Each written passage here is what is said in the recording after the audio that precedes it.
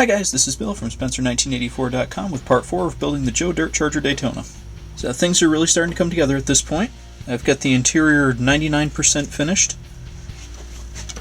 including the custom dashboard with the chain link steering wheel, both of the fuzzy flocked seats, and a bunch of debris on the floor through there.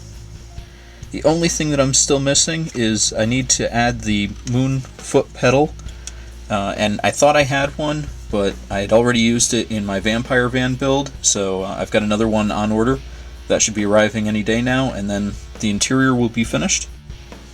I've also got the engine bay closed in for the most part. I've got the firewall in, and on the bottom I've got a couple of filler panels in there, just either side of the transmission.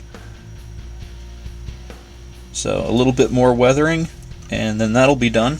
I'm going to have to wrap up the last few components like the heater hoses, the radiator, its core, and so on once I get the body on so that I can make sure that all the spacing is correct.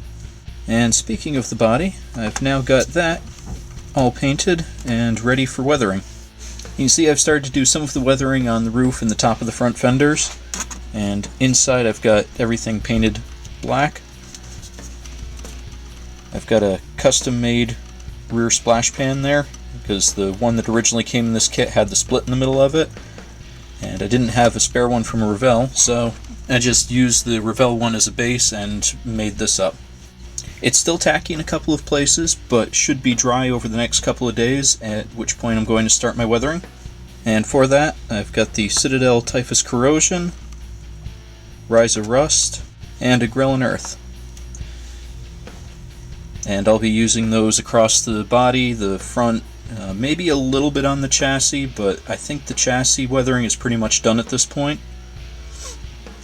So I'm going to spend my time trying these out, working them on the body, and see how I like them.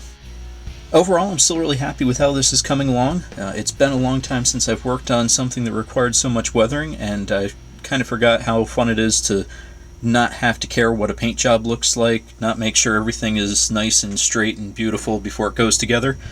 And once I finish this, I'm seriously considering doing either one of the other Hollywood beaters that I had on the list, or I might actually switch gears a little bit and do a post-apocalyptic build.